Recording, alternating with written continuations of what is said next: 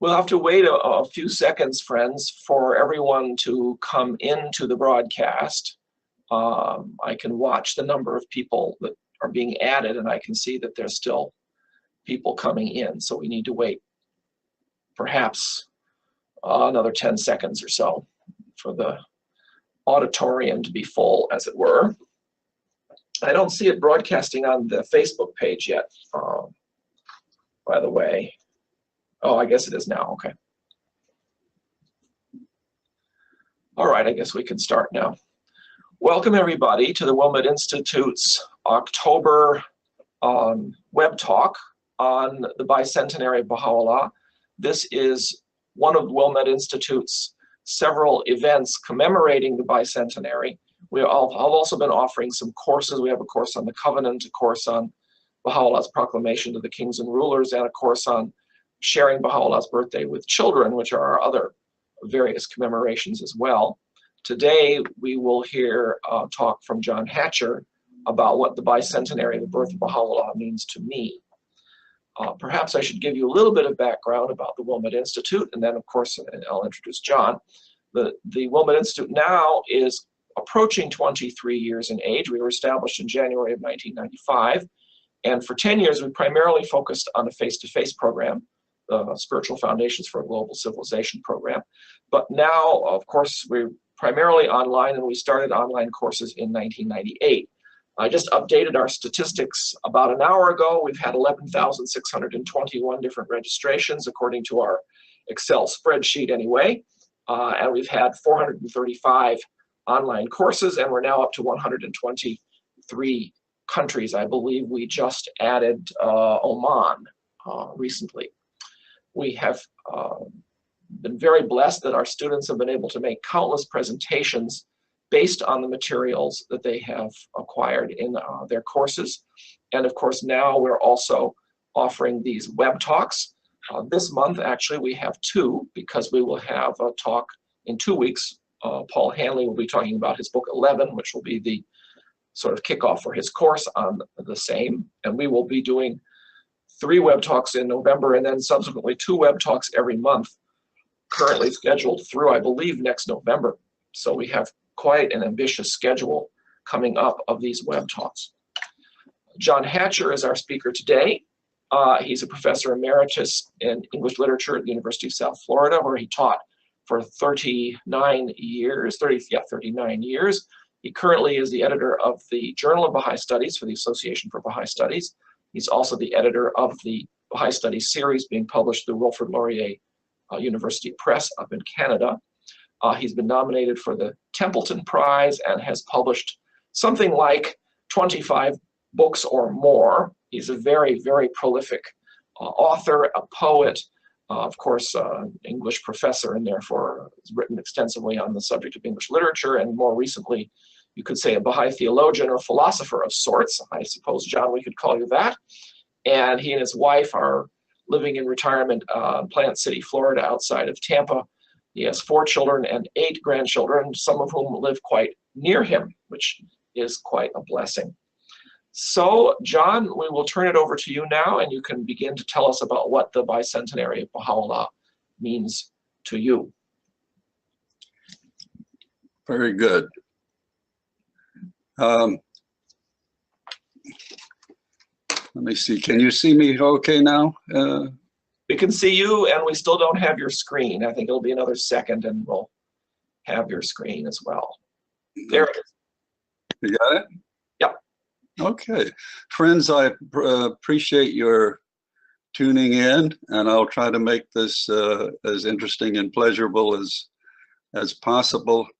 The reason I chose to view the Bicentenary from a personal point of view, rather than try to do something more encompassing, is because I presumed correctly that the Light to the World film, which most of you probably received in the last few days, if you have not, then your community will soon, did the kind of job that only the World Center could do. And it's a wonderful presentation, and I'm sure those of you who are utilizing it to advertise the Bicentenary and use it as a teaching device will be most pleased.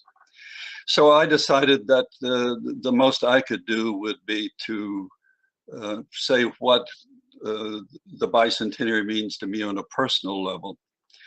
And so I titled the talk, What the Bicentenary of the Birth of Baha'u'llah Means to Me. I'm going to begin with the discussion of the word Mazon, or proof. That is, the word Mazon is an Arabic word meaning standard or balance. And so I'm going to talk about who Baha'u'llah is, or who he became for me, how he became my Mazon, the standard by which I live, and my friend, which may sound too casual to use with the manifestation of God, but of course we use the word the friend in the poetry, alluding to the manifestation, and that's why I capitalize it. First, I want to speak a bit about how I acquired belief or faith in Baha'u'llah. And we necessarily then go to what we mean by faith, because most religions accept faith as believing that which you cannot prove, or at least prove objectively. Though anything we think is proven for us in some way. But of course, the Baha'i definition is more specific. It links together two things. The Baha'i definition says, by faith is meant first conscious knowledge, and second, the practice of good deeds. And this, of course, is reminiscent of the first paragraph in the Kitab, which says there are two obligations to every human being: to recognize the manifestation and to follow his guidance for our lives. And he says, Baha'u'llah, in that same paragraph, that after we do these two things, we need to do them over and over again, back and forth, that it's a reciprocal relationship between these two processes, that neither is acceptable without the other. So in effect, you can't really said to have recognized the manifestation if you're not obedient to his ordinances. Conversely, you can do good deeds, but if you don't understand the manifestation or how these deeds relate to the coming of the manifestation, then they are incomplete. They are worth something, but it's not the same thing. So we then go to how do we acquire conscious knowledge of the manifestation? Because you can say, well, you met some Baha'is and you like them very much and so on. But of course, anything we do in the faith, whether it's acquiring knowledge or carrying out the attempt to acquire attributes, is a process. There aren't any certain points of transformation. There's certain points of enlightenment, certainly, but everything we do is a process of doing it, not only in this life, but in the life to come. So there are proofs.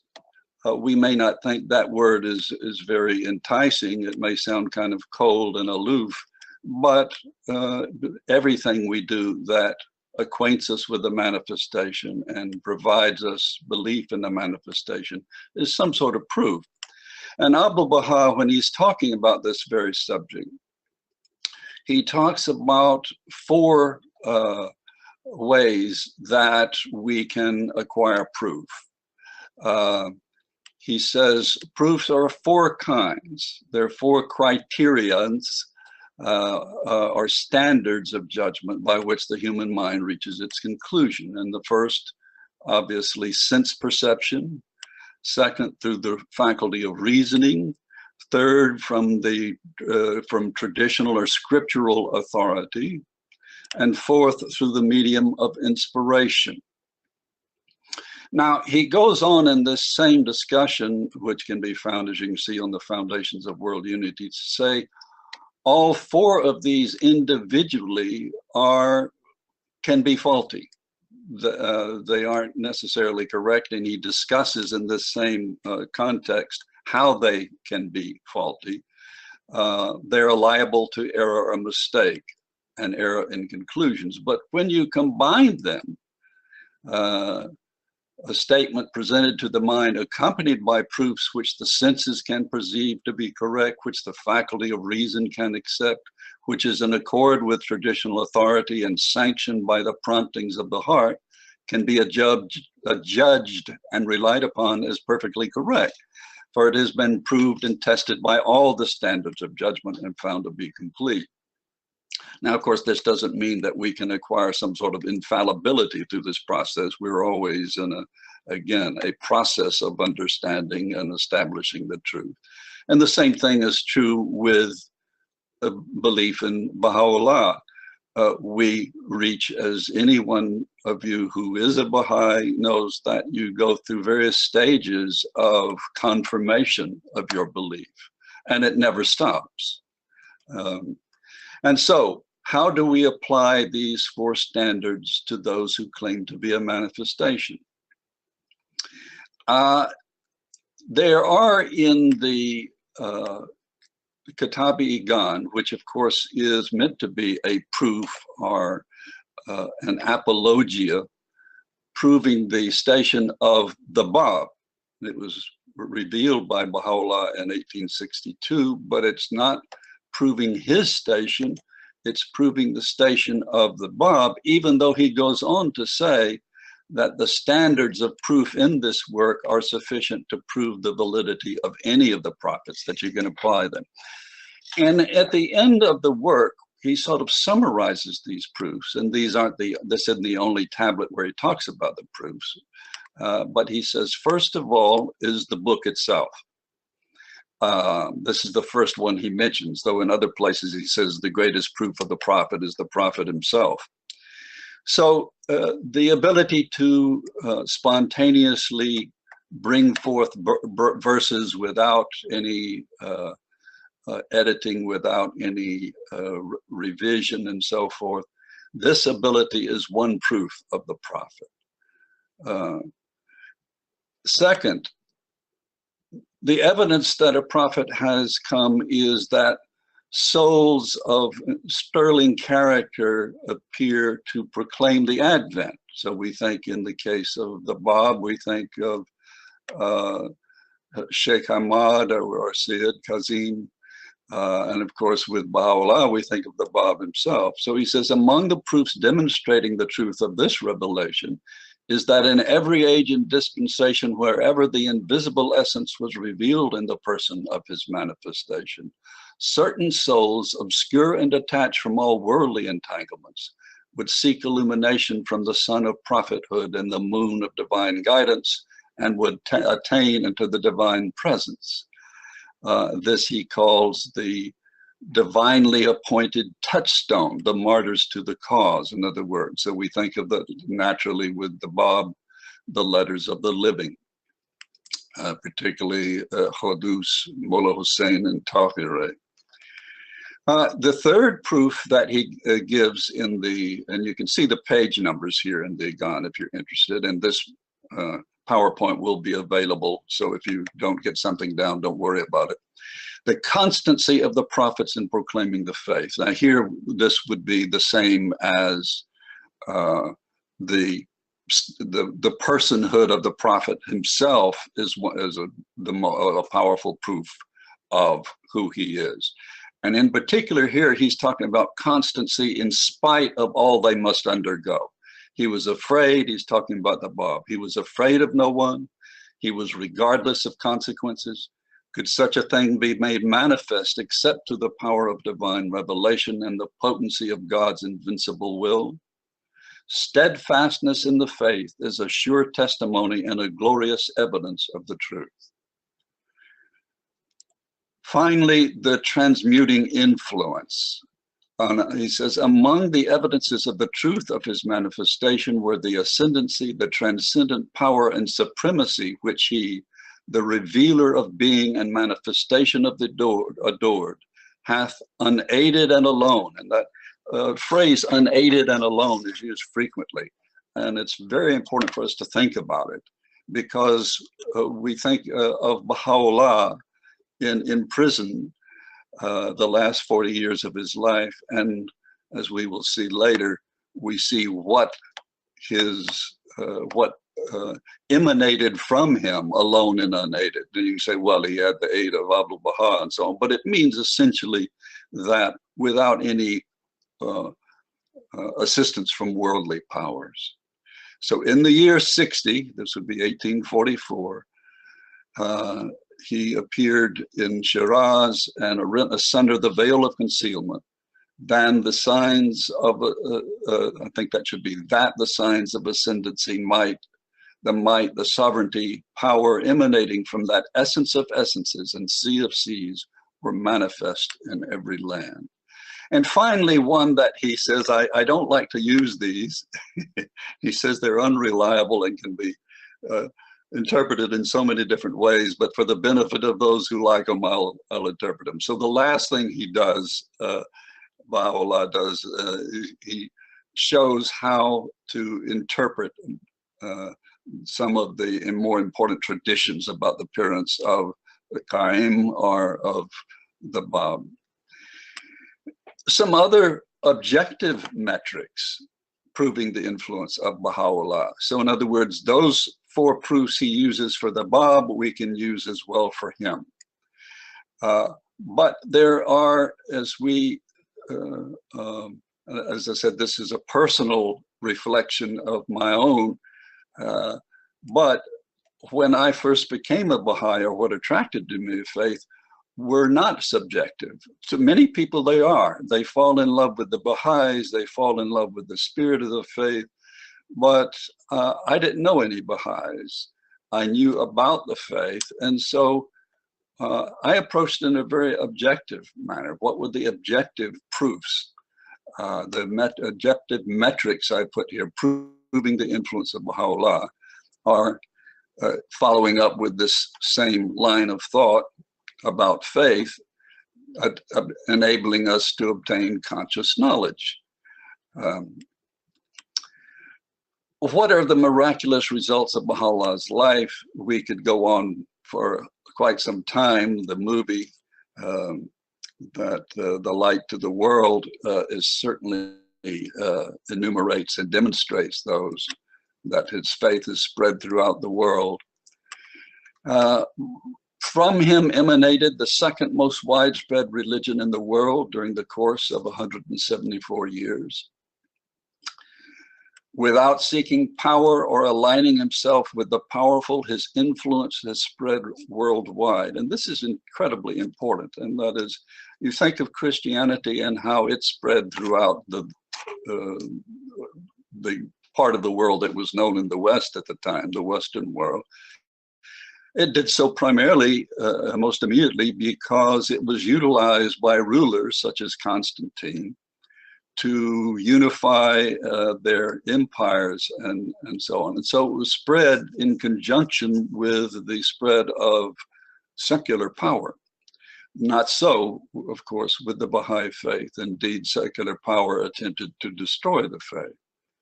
Never before has a movement spread like this without the vested interest of the rich and powerful.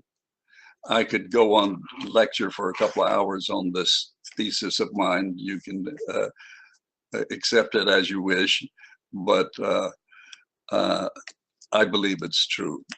Never before has the founder of a revealed religion secured the religion against schism or perversion. And of course, this is a whole discussion of the covenant, that never before was it possible for a manifestation to write in his own hand the succession and the covenant for the religion. And of course, that covenant has now been secured since the election of the House of Justice in 1963.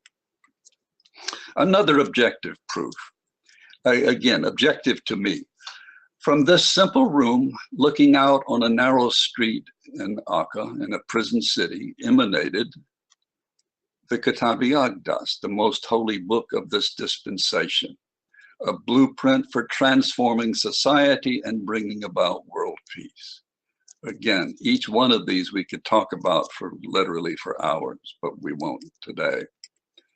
Baha'u'llah calls this, which I'm sure you will recognize from the shape of the promontory there, to this. And again, with money coming from and support coming only from the followers of Baha'u'llah who have nothing to gain from it, all anonymous gifts. That is miraculous and an objective proof as far as I'm concerned. And this, if you'll notice that circle there, that's the shrine of the Bab, the way Abdu'l-Baha built it. And it hasn't changed since then, other than some addition onto the back of it, and of course, the crown of glory that it has become on top, the superstructure designed by Sutherland Maxwell, assisted by Shoghi Effendi. Isn't that wonderful? From that to that. And from Baha'u'llah emanated spiritual forces sufficient to change the world, to focusing on a simple shrine for one who was born into this world 200 years ago. We have the Qibla, which is the point of adoration towards which we turn to pray every day. And this simple structure is in effect where when you go there, I'm sure those of you who have gone, you sit outside that shrine and think of all of the spiritual powers that are emanating from that sacred dust and also coming in towards it from all points of the world. It's a wonderful thing to think about, isn't it? Now we go to subjective metrics. Now, I don't mean to imply I have given you all the objective. This is my story. How I became a Baha'i and what Baha'u'llah means to me, are as much as I can explain in about 45 minutes.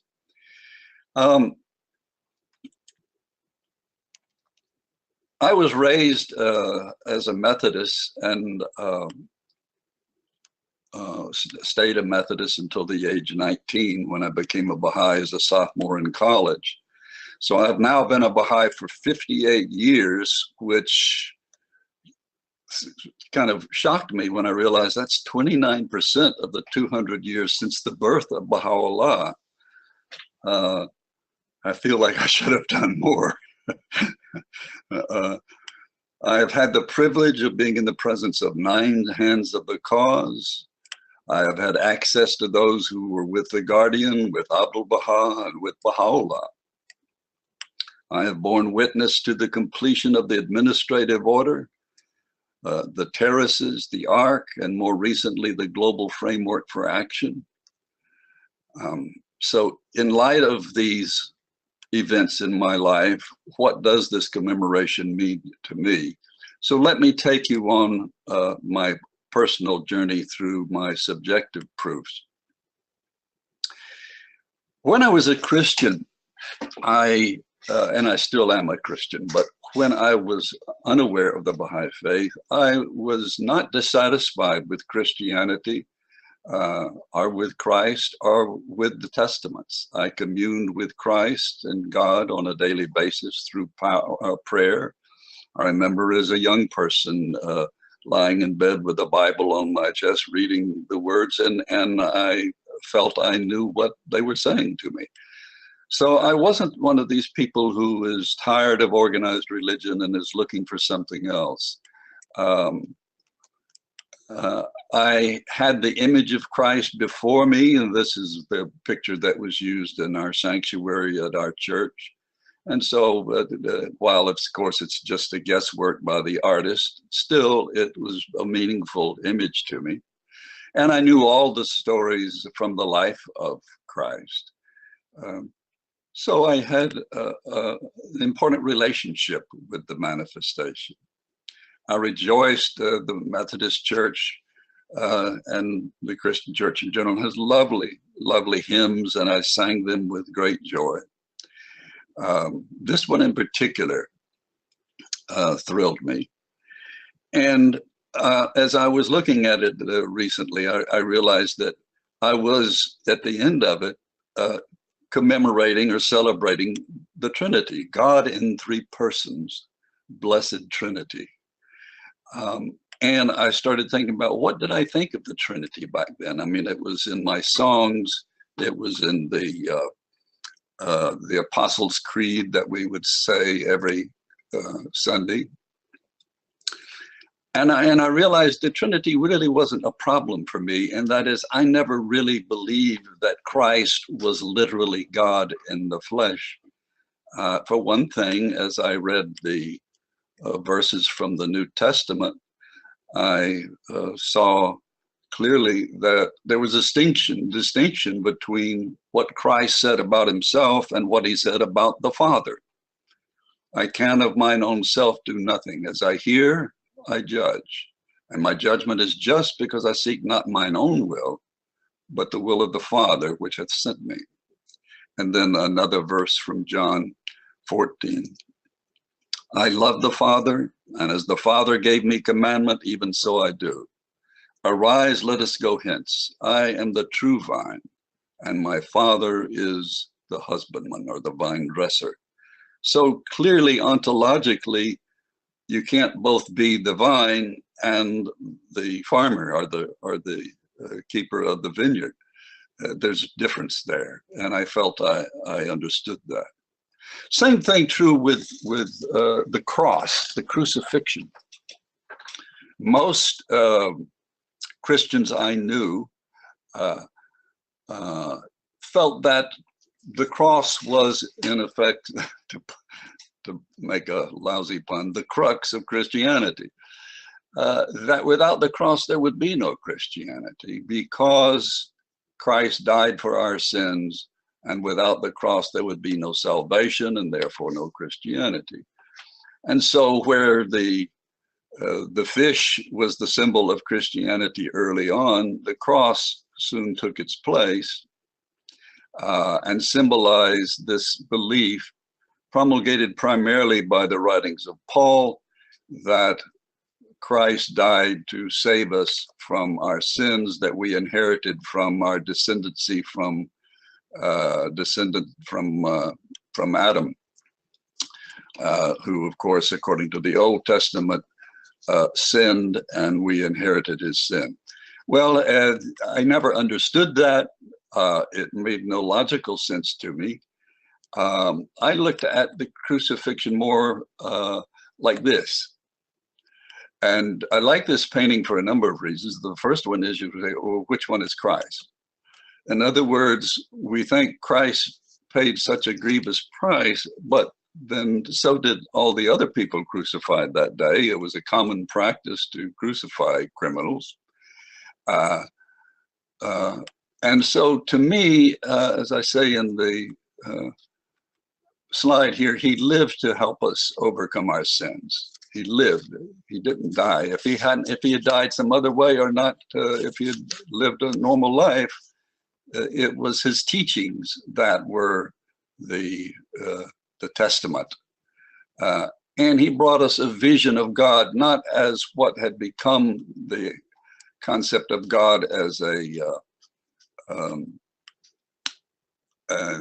angry God, a vengeful God, a jealous God, sort of a tribal ruler, which was the image that worked for a tribal people. But we had at this time in our collective history outgrown that need for that concept. So my introduction to the Baha'i Faith provided me with a new standard for assessing Christianity and everything else I came across, whether it was in philosophy or political theories and so on. I came across this because of my brother, who was a pre-ministerial student in the divinity school at Vanderbilt University. and was scheduled to go to Yale Divinity School to get his doctorate in divinity. But he came across the Baha'i Faith and started studying it and shared what he was studying with me. And the conscious knowledge that he shared with me was the concept of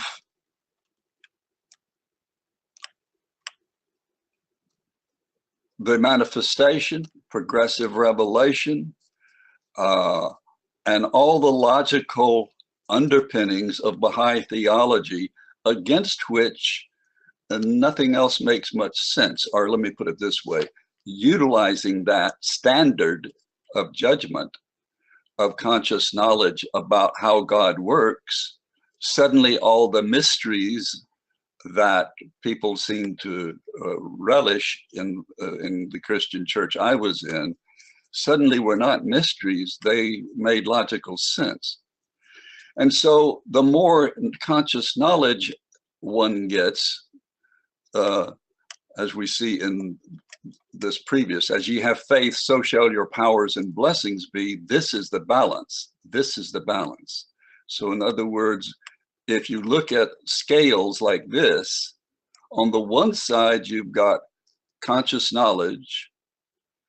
And if you've got conscious knowledge, your faith, the more faith you have, the more the strength of your spiritual powers and the plenitude and potency of your divine blessings will be. So this is very important, this concept of standard or balance. So in other words, the way this is used, as you know, is if you put one of those weights at the bottom there, so you put an ounce on the left side, and you start putting stuff on the right side, then whatever stuff you put, whether it's gold or dirt, you know when you've got an ounce when it balances out.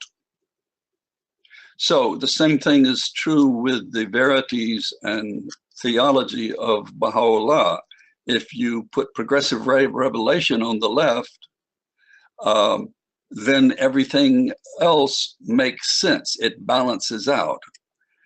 Same thing is true with another image that the Baha'i writings use, the touchstone. That's a touchstone in the bottom, and if you rub a piece of gold over it, it will leave a trace, a mark that will show whether what you've got is gold, and the type of color it leaves will even tell you whether it's alloyed or what the alloys are and how much it is alloyed. And so we look at another passage from the Igan, which alludes to this analogy. Thus hath the Sadiq, son of Muhammad, I forget, I think he was the third Imam, has spoken, God verily will test them and sift them. This is the divine standard. Again, the balance, the standard. This is the touchstone of God, wherewith he proveth his servants. None apprehendeth the meaning of these utterance except them whose hearts are assured, whose souls have found favor with God, and whose minds are detached from all else but him. So again, we have this idea of the standard.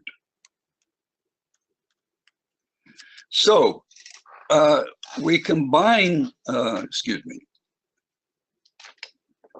we combine this concept of the standard, of the Mazon, with the law of parsimony, or what's called sometimes Occam's razor, which means in studying science or any theory, or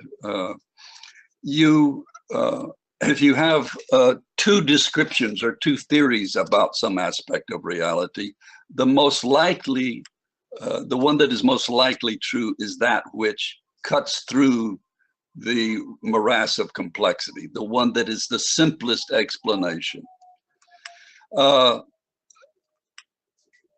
The best example that I know of is how we switch from the Ptolemaic theory, which was a geocentric theory of our solar system. Of course, it wasn't a solar system then, it was a geocentric system. And of course, the Ptolemaic theory worked fine. The sun rises, the sun sets. We still use those terms. But it became convoluted. And that is, the more sophisticated we became in our ability to observe the universe, and we would observe such things as the retrograde motion of Mars and so on, we had to come up with explanations of how that could happen if the Earth was the center of the universe. And so we said, well, Mars must be going around something else. So it looks like it's going backwards, but it's actually in this epicycle going around us. But the more we discovered, the more it became just a mess. If you've seen some models of it when it became complex, it's quite, I won't say hilarious because that's disdainful, and but it is. Find one you can go on Google and find one. So along comes Copernicus, says, why don't you try a heliocentric theory instead? And by golly, all the complexity became resolved.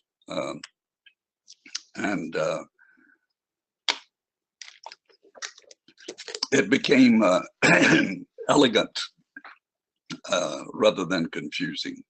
It untangled the webs and it cut through the tangle of confused Ptolemaic theory, and in effect, that became the Mazon for the assessment of the cosmos. Of course, we didn't know then about galaxies and galaxies rotating around the center and so on. We're still discovering these. A few logical axioms that became my touchstone or Mazon is I applied the law of parsimony, and they're the obvious ones that we all love as Baha'is. The concept of the manifestation as intermediary justified the validity of all other religions. Whereas as a Christian, I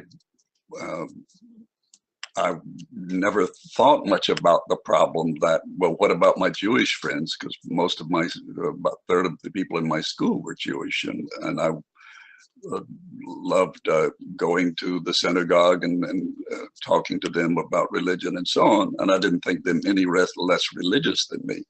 Well, the concept of the manifestation sort of negated the concept of Christ as the single or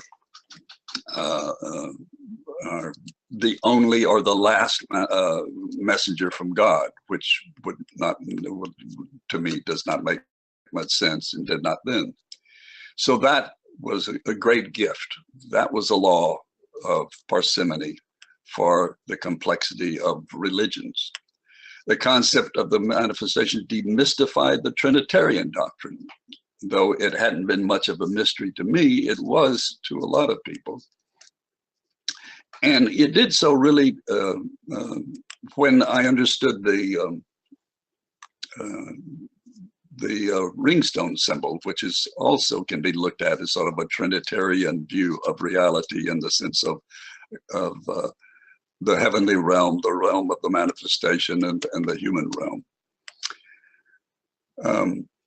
And then the concept of progressive revelation, which of course is the central tenet of our belief as Baha'is. God at work in history.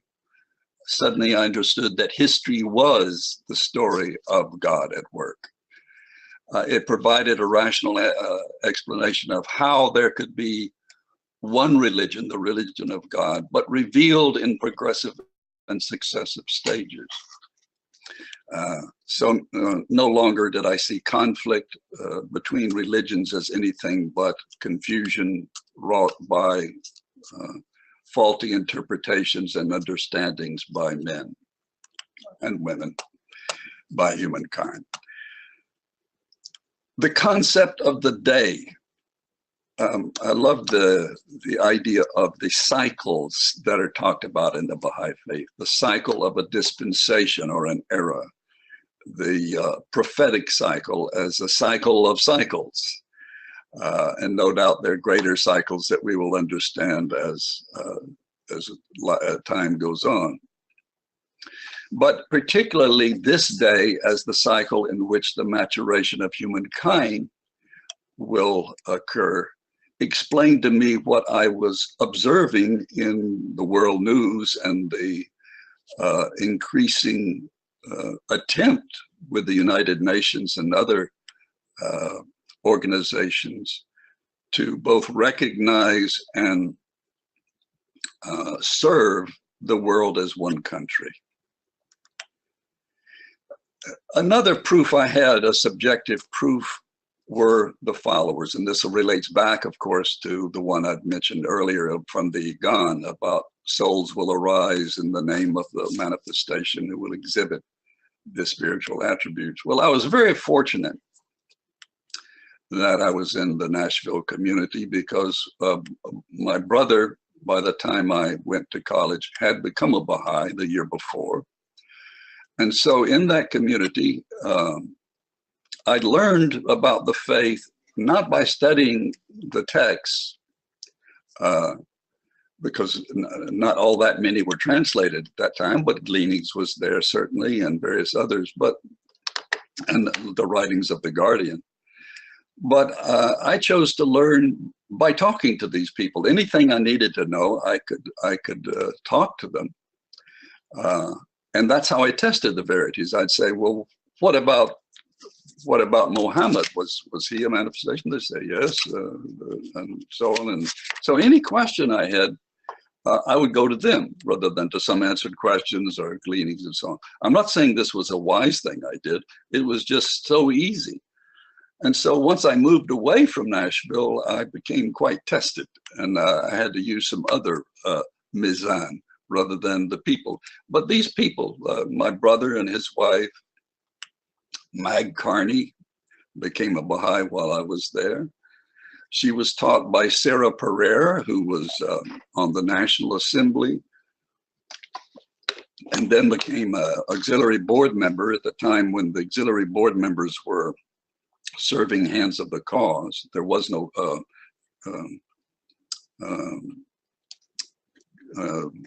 Continental Councils at that time. Dr. Robert Hayden, who first African-American poet laureate, his wife Irma, who was a concert pianist and a teacher, Casey and Alice Walton, who were just lovely people and happened to be the parents of House member Paul Lample's wife, and Winston Evans, who was had an assignment by the Hands of the Cause and by the NSA to teach the cause to people of note, dignitaries, particularly theologians, and so on. Roy and Georgia Miller, who would take me an hour to describe, but suffice to say, they exemplified Baha'i love in its most wonderful and joyful and intimate sense. Lovely people. She learned to read by becoming a Baha'i, and she had to be taught the faith by subterfuge, by pretending to be a domestic in the house of a Baha'i so she could learn about the faith, because I think she was in Alabama or Mississippi before such a thing would have been allowed. So from all this so far in my subjective experience, I realized something that I had confirmed to my satisfaction, what I had always believed, that logic and reason are indispensable to religion and religious belief, because God is intelligent and rational, and therefore his ways in teaching us must also be intelligently and logically devised. And God's religions must also therefore be rational and in accord with one another, that any conflict either is dealing with the change in laws or with misunderstandings, and that the faith in God must be based on rational axioms, the Mazon again.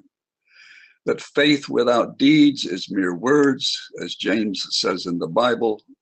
It is a thing quite dead. And of course, there again, we go back to what we read very early from the definition of faith. Faith is knowledge with deeds. And the concept of progressive revelation is the sole logical methodology to explain God's plan. Nothing else does. And it alone enlightens, informs, and provides the key that unlocks the scriptures of every religion. And religious belief based on blind faith alone is largely superstition and destined to falter and fail. So I had exposure to these people. I had exposure to these verities, some of which were subjective, some of which were objective, and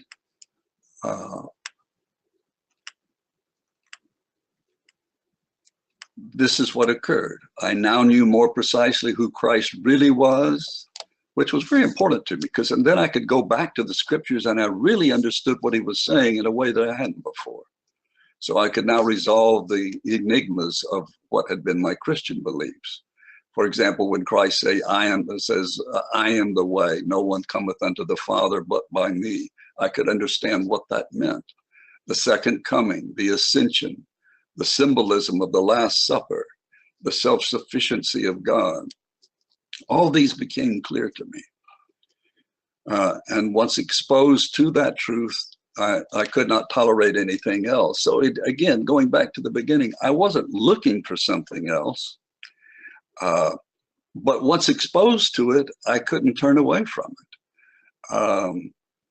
I couldn't pretend I didn't know what I knew. And the rest of these same things on the page. I could understand the real meaning of the Trinity, and I did reread the scriptures. I still do, and I still discover things that that show that Christ was not only aware of progressive revelation, but was articulating it in no uncertain terms.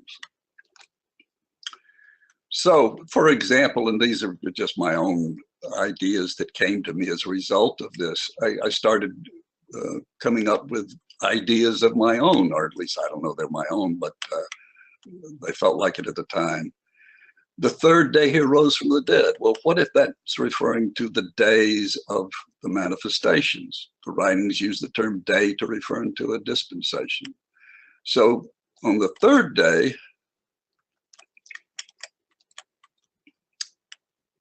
Christ arose from the dead, the second coming. Again, something we could discuss for an hour, but we don't have an hour. We only have a few minutes. Peter was the first pope to deny Christ. He denied Christ 3 times before the rooster crowed, something Christ said he would do, and he said, I would never do that, but he did. The day of Muhammad, the day of the Bab, the day of Baha'u'llah, who writes a letter to the Pope who rejects him. You know, just my own thoughts you can do with it. But the point is, I took joy in studying the scriptures in a way, whereas before it had been sort of an intuitive relationship with the Father through his word. Now it made sense to me. This is a very famous quote that a lot of Baha'is refer to, as you'll see at the very last part of this phrase, before Abraham was, I am, which acknowledges that Christ was pre-existent, which ties into the Guardian's description of the ontology of the prophets. They're not just ordinary human beings. They are specialized beings who are created in the world of the spirit and exist there before coming to be born into this world, whereas our beginning takes its place during the process of conception. Again, I don't want to go into this in detail, but I am the way, the truth, and the life. No man cometh unto the Father but by me. So, and then on down, he that hath seen me hath seen the Father. Well, you can see why someone would say, well, if you see him, you see the Father, he must be the Father. You can see why the problem arose. But you can see as this goes on that he distinguished his own identity from that of the Father. And of course, he is the way and the truth. Each manifestation says the same thing, and each one speaketh the truth. That at the time they appear, they are the way.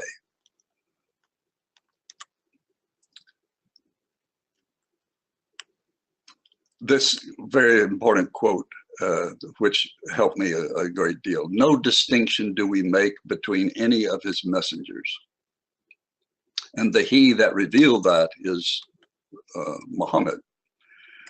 So the manifestations have two stations. One is that they are essentially the same in what their mission is, their essential unity, and yet they each come at a different time with a different message for a different condition.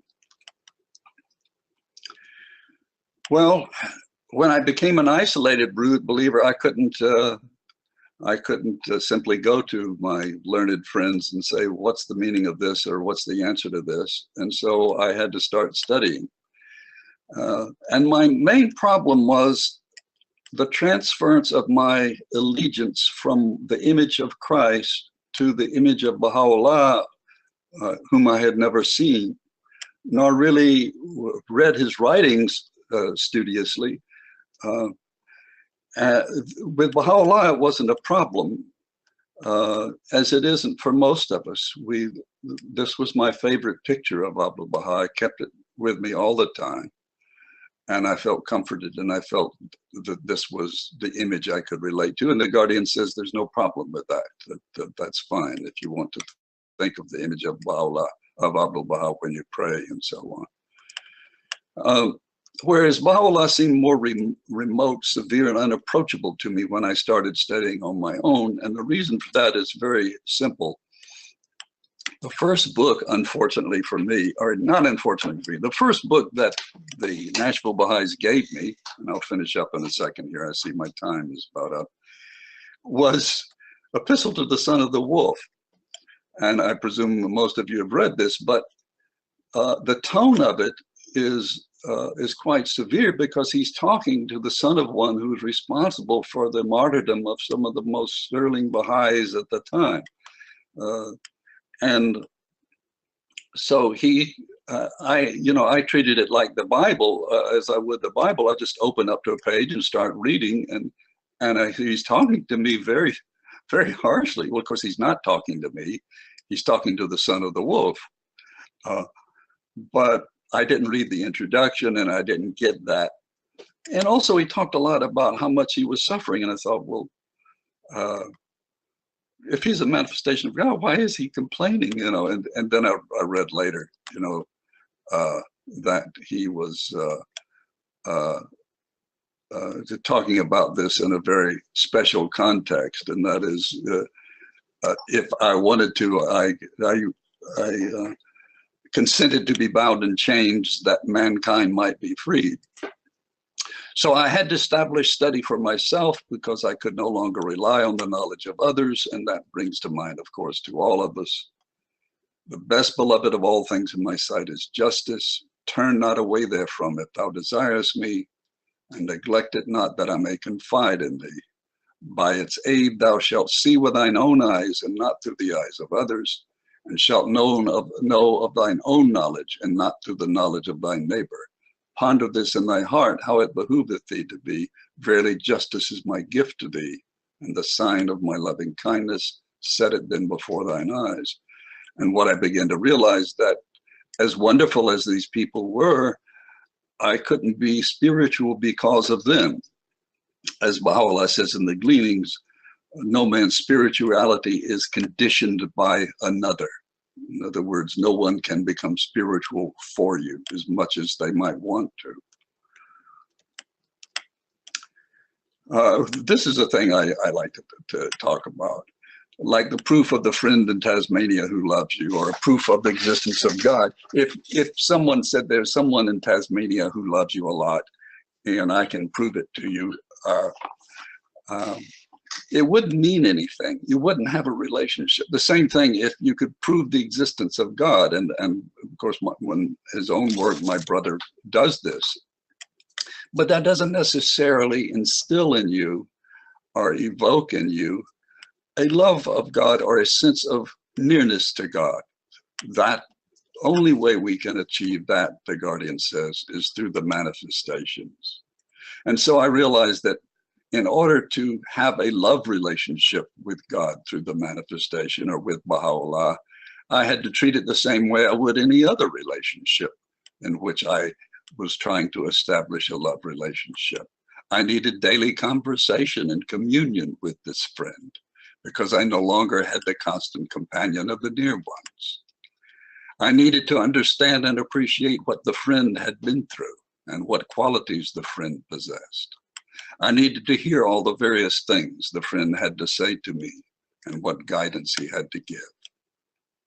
It mattered little what the friend might look like because appearances change over time, and we certainly were only guessing about the appearance of Christ. Well, one final test or proof remained, though there would be many others, God willing, they will never cease because that's the only way we grow. The test of Muhammad, and this is the end.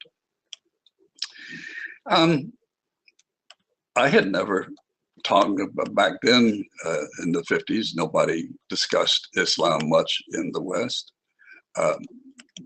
certainly no Christians. But I had, according to the writings and according to the friends I had known in Nashville, accept him as co-equal in station with Baha'u'llah, whom I was only beginning to know.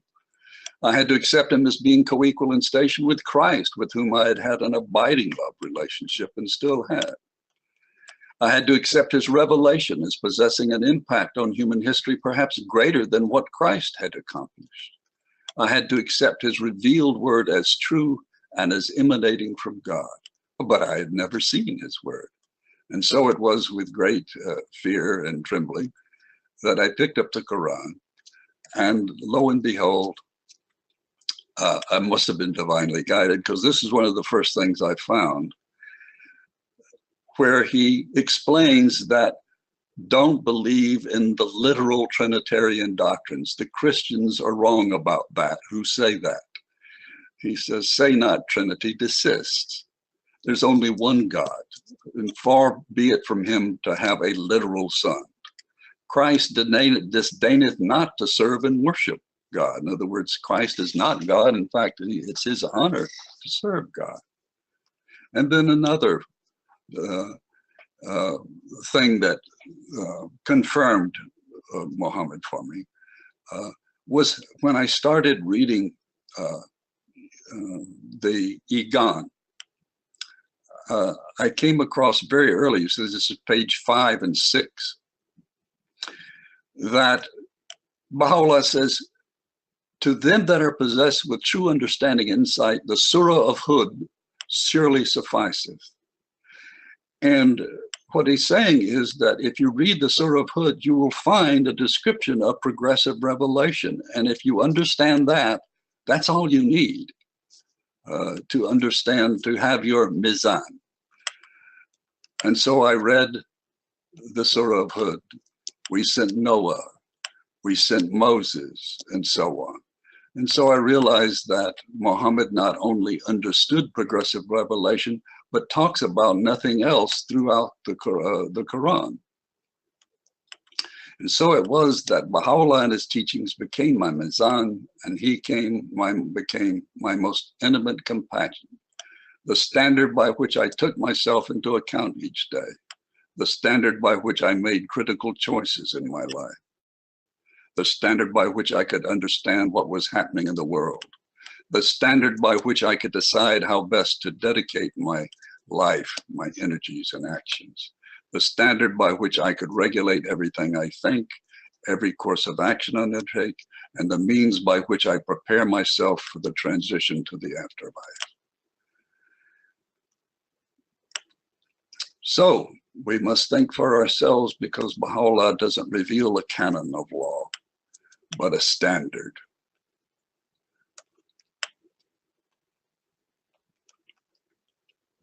So where Baha'u'llah was once remote, he became my most intimate friend, and every minute of every day I commune with him, whether I'm happy or sad or confused or bewildered.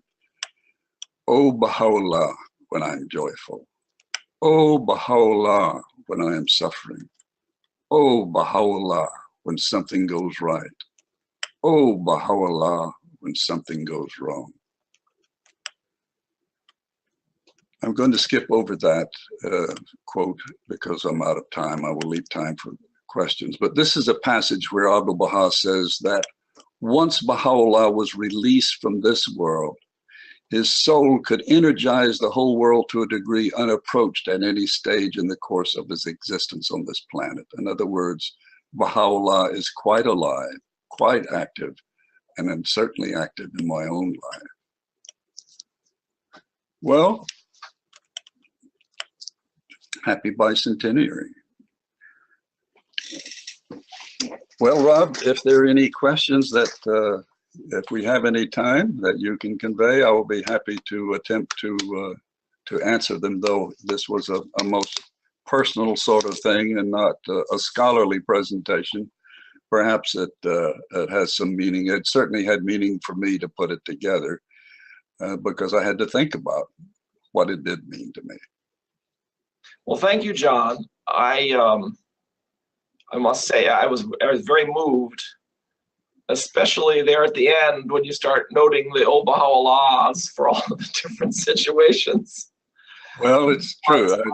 There's a friend of mine, he's deceased now, but he worked with the Guardian for 17 years in the Holy Land, Shoghi Effendi. He was the grandson of the cook, Baha'u'llah's cook. Right. And whenever he was with friends, he'd say, oh, Baha. And he would just say it to himself, but it was like, you could tell he was always saying it regardless of what was happening. And I realized, you know, and it wasn't because of him I started doing it, it just naturally occurred. And I find myself doing it all the time. I find myself doing precisely that whenever I think back at events in my past life that I regret. Oh, yes. Those are the constantly say, oh, Baha'u'llah, oh, Baha'u'llah. Yes. Very good point. Very good point.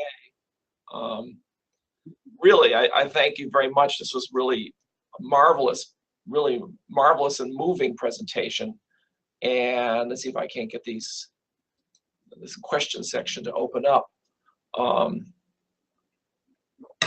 You have lived through so much in terms of the development of the faith.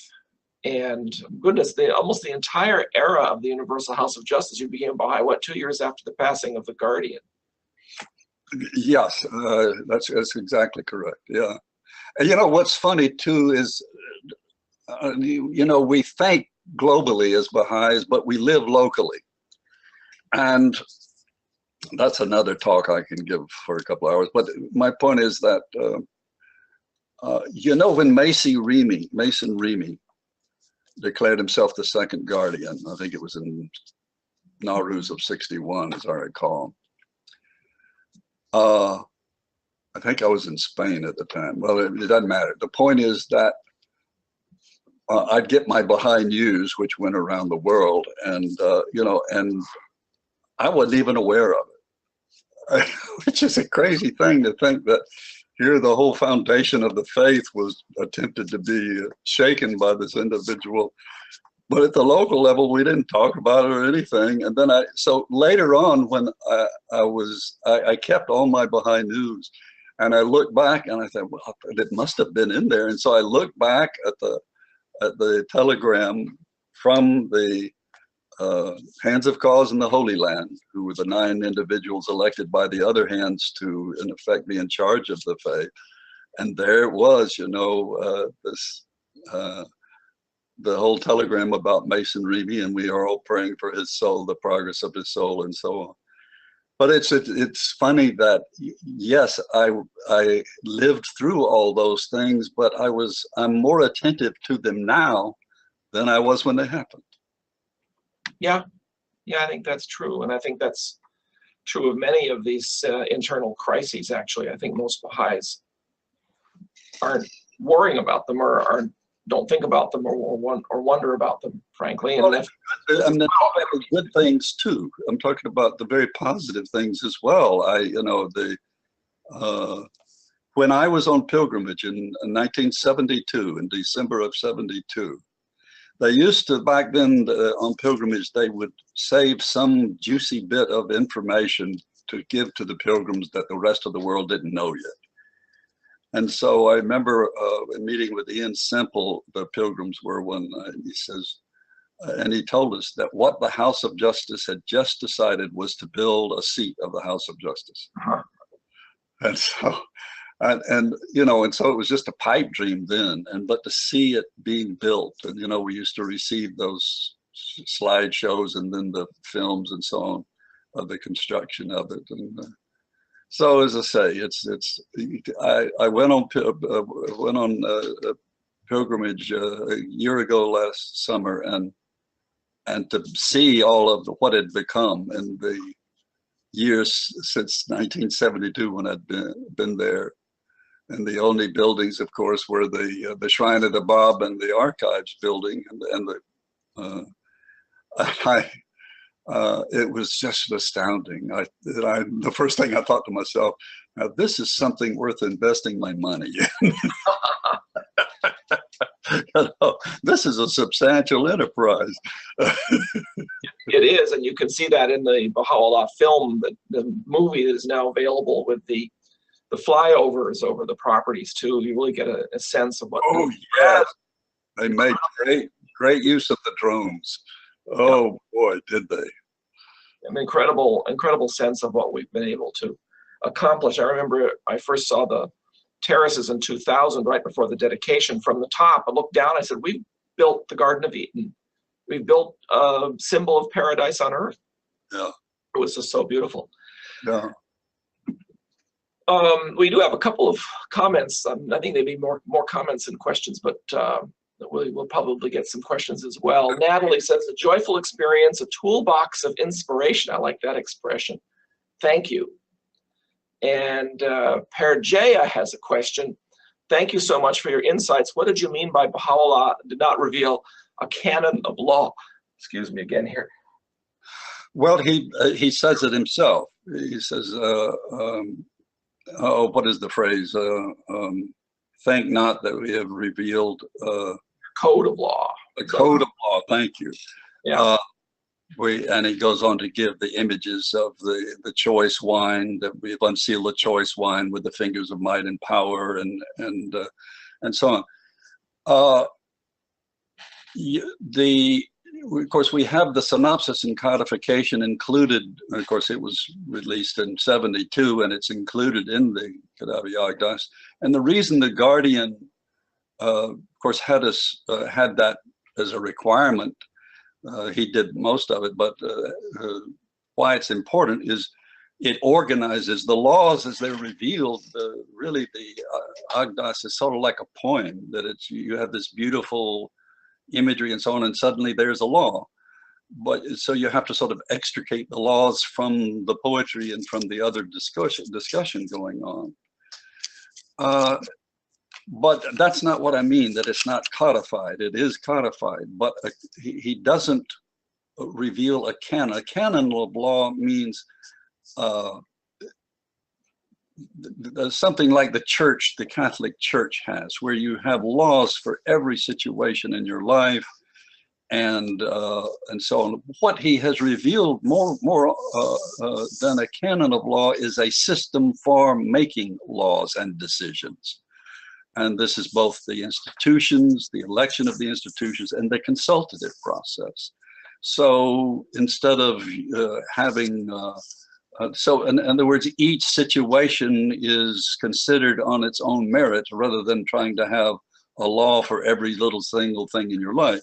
So for example, laws of punishment. Well, in most religions, you have all kinds of laws punishing you for this and that. There are only 4 laws for which explicit punishment is explained in the Agdas.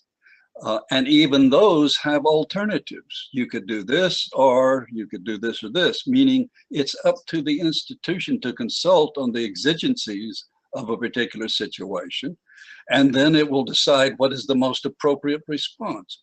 Right, right. And the same thing with the ability of the House of Justice to create their own laws and then abrogate those laws as they're no longer appropriate. what he's created is systems for making laws as they become necessary and so on, more than a strict canon. Right. No Talmud, no Sharia. Exactly. Yeah, it's possibly she's also referring to the word canon, because a lot of people think that refers to something that goes boom.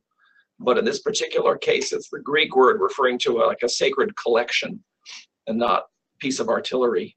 But I'm not sure whether that was the question she's asking either.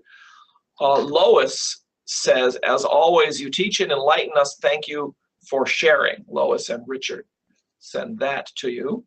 Thank you, Lois. I hope to see you soon. Yeah, Lois Singer, you may know her. I do indeed. They are lovely Baha'is who live here in our area. Well, and they became Baha'is after being of the Jewish faith most of their lives. And they took book 1, and in book 2 they declared, and they have been a tremendous assistance to our community. They, more than anybody I've ever taught, showed me the value and efficacy of the Urui process, the framework for action. They're wonderful people. Fantastic.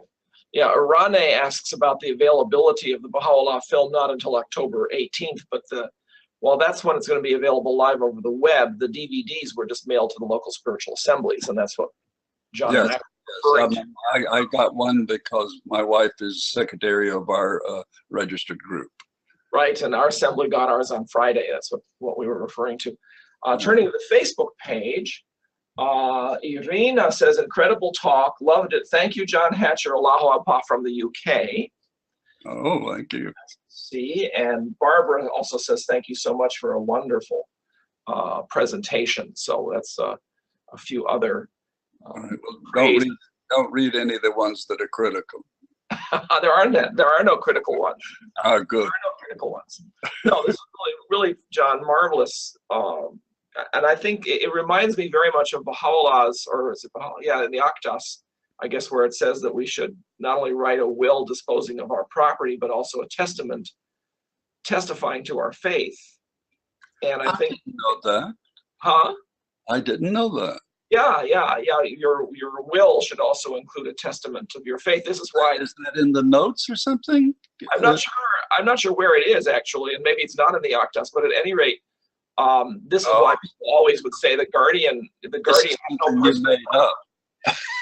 No, the guardian had no personal property to give away or to dispose of, so he didn't need a will in that sense. And Baha'u'llah was his testament. Well, and of course we designate in our wills who should be our what do you call it? The person who takes care of your estate. I keep wanting to say heir, but that's not the right word either. No, you can't think of it either. You're getting old as I am. Exactly. But I have about a decade, a little over, more than a decade to catch up, I'm afraid, on you. But, all right. Well, but it seemed to me what you did today very much was precisely that testament that we're called upon to do. And executor, someone says executor. There we go. Thank you. Immediately provided us with the answer to that. Regina and Betty have both immediately typed in executor. So. But I want to thank you, because what you've done really has given us a personal testament to your faith in Baha'u'llah, and I think it's very moving, and it also is a good example to us of where we are at spiritually and where we can go. Well, it's particularly easy to make a testament when you leave out the bad parts. Well, I